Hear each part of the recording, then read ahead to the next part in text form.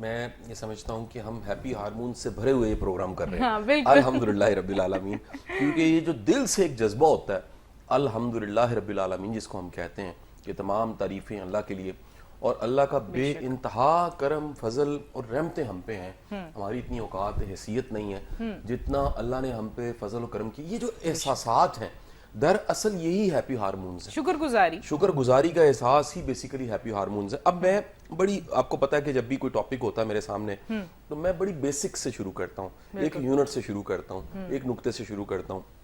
میں آپ کو بتانا چاہوں گا کہ دنیا میں جو ہیپینس ہے یہ بڑا پرانا سبجیکٹ ہے. ابھی تک گوگل پہ بھی اگر آپ لکھیں کہ دنیا میں ہیپینس پہ کتابیں کتنی ہیں تو ٹوٹل 22,000 کتابیں موجود ہیں اس وقت, اور دنیا کی ہر زبان میں ہیپینس پہ کتابیں جو ہیں وہ لکھی گئی ہیں. یہاں تک کہ دلائے لاما اس کی سب سے زیادہ بکنے والی جو کتاب ہے وہ ہیپینس پہ. اچھا. یہاں تک کہ ہیپینس پہ جو بڑی کو ماڈرن لٹریچرز ہیں وہ کہہ لیجئے برٹن رسل کی جو ہیپینس کی کتاب ہے وہ دنیا میں سب سے زیادہ بکنے والی کتاب.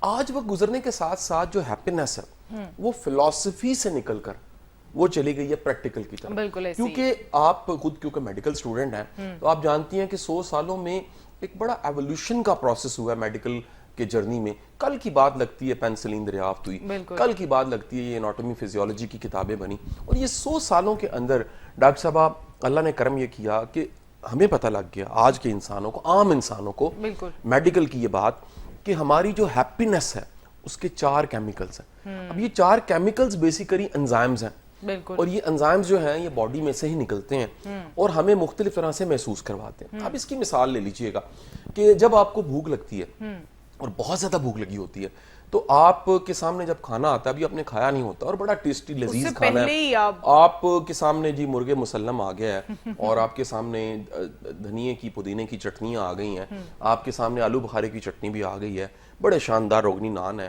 اور آپ کے سامنے جی بریانی جو ہے بڑی شاندار بنی ہوئی, اور وہ بھی سندھی بریانی ہے لیئرز والی, اور صرف امیجنیشن سے منہ میں پانی تو آیا ہے. آپ اس کے ساتھ صرف یہاں نہیں کام رکا, باربیکیو میں انتہائی شاندار کباب بنے ہوئے ہیں, اور مچھلی کے جو ہے جی وہ سیخیں بھی لگی ہوئی ہیں, آج کل جو موسم بدل گیا ہے. اب اس کے ساتھ جو میٹھا ہے وہ گجریلا ہے, اور اس کے ساتھ جو میٹھا ہے وہ فرنی ہے, اور گلاب جامن گرم ہے شیرے کے ساتھ, آپ انہیں کاٹے تو ان میں سے دھواں نکلتا ہے باقاعدہ. تو یہ سارا کچھ اگر آپ کے سامنے ہے تو یہ جو اس وقت آپ سب سننے والے اور ڈاکٹر صاحبہ کے منہ میں پانی آ گیا یہ کیا ہے؟ یہ بیسیکلی میں نے جملے بولے ہیں, آپ کے مائنڈ نے امیجن کیا ہے, اور جیسے ہی امیجن ہوا ہے تو فوری طور پہ اس نے میسج دیا ہے کہ پاجی تیار ہو جو. یہ جو پاجی نے تیار ہونا تھا, اب وہ جو پاجی نے تیار ہونا تھا وہ تیار ہونا تھا منہ نے, کیونکہ جو ذائقہ ہے وہ صرف یہ 3-4 انچ پہ پڑا ہوا ہے, بلکہ 3 انچ سے بھی کم ایریا زبان کی لینتھ کے اوپر پڑا ہوتا ہے ذائقہ, اس سے پیچھے گلے کے نیچے ذائقہ ہی نہیں ہے. گلے کے نیچے تو صرف اس نے نگلنا ہے, اسٹومک تک پہنچانا ہے, میدا بھی ذائقہ محسوس نہیں کر سکتا. اب یہ جو زبان کا ذائقہ ہے اور یہ جو ناک سونگھتا ہے اور یہ کھانے کو آنکھوں کے ساتھ ہم دیکھتے ہیں, تو یہ سارے کے سارے اس فنومینا سے امیجنیشن میں صرف ہوا ہے, تو منہ میں سے جو لعاب ہے وہ نکلنا شروع ہو گیا. تو اسی طرح بالکل جیسے یہ ایک مثال ہے, اسی طرح خدا نہ خواستہ اگر کوئی جا رہا ہے اس کو کتا پڑ جاتا ہے.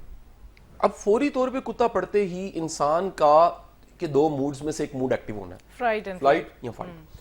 عموماً کیونکہ کتے کے ساتھ ہمارا یہ اسٹیبلش تجربہ ہے کہ ہم اس سے جیت نہیں سکتے, لڑ نہیں سکتے, تو ہمارا کون سا ہوگا؟ Flight mode. ہم بھاگنا چاہیں گے. جب ہم بھاگیں گے تو اس وقت بعض اوقات ایسا بھاگیں گے, یہ ہوتا ہے ہمارے ساتھ, ہم بھی حیران ہوتے ہیں کہ اتنی سپیڈ ہے, یعنی کتا بھی پیچھے سے پریشان ہو جاتا ہے, اور کتا کہتا ہے کہ پائن اینا تیز, تو اسی کوئی لمٹ ہوندی ہے.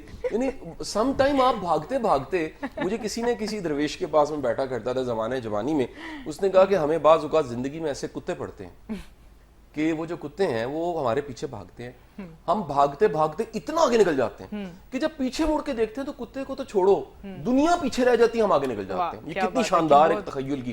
پھر اشفاق صاحب کا ڈرامہ یاد آ جاتا ہے, من چلے کا سودا, جس کا سین ہے جس میں فردوس جمال صاحب ڈاکیا ہیں اور محترمہ ایک گھر میں انٹر ہونا چاہتی ہے اور ڈاکیا وہاں سے آ رہا ہے, وہ سین بڑا فیمس ہے.